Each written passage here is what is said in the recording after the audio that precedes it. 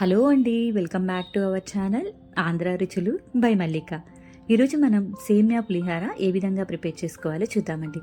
చూస్తున్నారు కదా ఎంత పొడిపొడిలాడుతూ వచ్చిందో. చిన్న చిన్న టిప్స్ యూజ్ చేస్తే చాలా పర్ఫెక్ట్గా వస్తుందండి.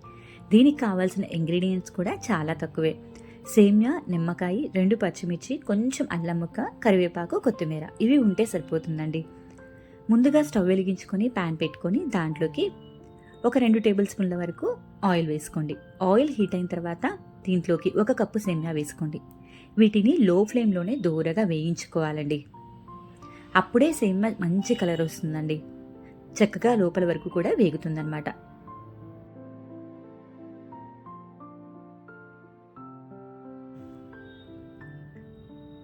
చూస్తున్నారు కదండి, ఈ విధంగా లైట్ బ్రౌన్ కలర్ వచ్చేంత వరకు కూడా ఫ్రై చేసుకొని దీన్ని తీసుకొని ఒక ప్లేట్లోకి పెట్టుకుందాం. స్టవ్ మీద మరో బౌల్ పెట్టుకొని దాంట్లోకి వాటర్ పోసుకొని ఒక 1/2 టేబుల్ స్పూన్ వరకు పసుపు, 1 టేబుల్ స్పూన్ వరకు సాల్ట్ వేసుకొని ఈ వాటర్ని బాగా మరగనివ్వాలండి. ఈ విధంగా మరిగిన తర్వాత మనం వేయించుకున్న సేమియాని ఇందులో వేసుకోవాలి.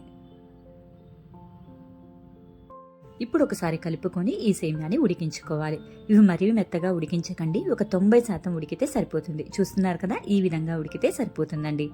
ఇప్పుడు వీటన్నిటిని కూడా ఒక చిన్నుల గిన్నెలోకి వేసుకొని ఒకసారి చన్నీళ్లతో కడుక్కోండి, సరిపోతుంది. స్టవ్ మీద మరో ప్యాన్ పెట్టుకొని దాంట్లోకి 1 టేబుల్ స్పూన్ వరకు నూనె వేసుకోండి. నూనె హీట్ అయిన తర్వాత కొంచెం ఇంగువ వేసుకోండి. ఇది కొంచెం వేగిన తర్వాత దీంట్లోకి కొన్ని జీడిపప్పు పలుకులు వేసుకోండి. మీ దగ్గర ఉంటే వేసుకోండి, లేదంటే లేదు, ఇది కంప్లీట్లీ ఆప్షనల్. దీంట్లోకి కొంచెం పల్లీలు వేసుకోండి. 1 టేబుల్ స్పూన్ వరకు పచ్చిపప్పు వేసుకోండి. 1/2 టేబుల్ స్పూన్ వరకు మినప్పప్పు వేసుకోండి. వీటన్నిటినీ కూడా లో ఫ్లేమ్లో చక్కగా వేయించుకోవాలండి. దూరగా లో ఫ్లేమ్లో వేయించుకుంటేనే మనకి మంచిగా వేగుతాయండి. అదే మీరు హై ఫ్లేమ్లో వేయించుకున్నారనుకోండి, కలర్ వస్తుంది కానీ సరిగా వేగవన్నమాట.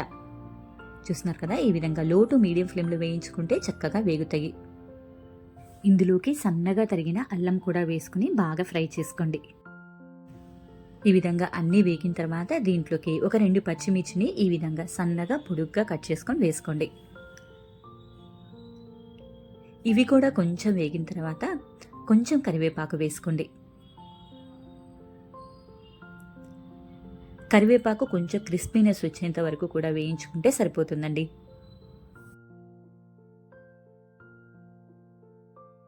ఇప్పుడు ఇందులోకి మనం ఉడికించి పెట్టుకున్న సేమ్యాని కూడా వేసుకుందాం. ఈ సేమ్యాని 1 నిమిషం పాటు మనం మీడియం ఫ్లేమ్లో ఈ విధంగా కలుపుకుంటే చాలండి. లోపల ఏమైనా నీరు ఉంటే కనుక పోతుందన్నమాట.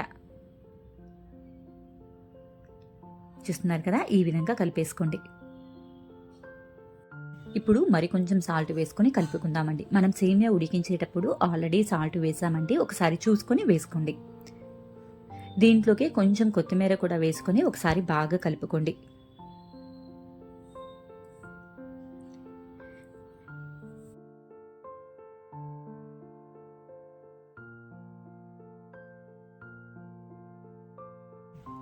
చూస్తున్నారు కదండి, సేమియా కూడా ఎంత పొడిపొడిలాడుతూ వచ్చిందో. ఈ విధంగా మొత్తం కలిసిన తర్వాత స్టవ్ ఆఫ్ చేసుకొని ఇందులోకి పెద్దదైతే ఒక నిమ్మబద్ద పిండుకోండి, చిన్నదనుకోండి ఒక కాయ మొత్తం కూడా పిండేసుకోండి, సరిపోతుంది.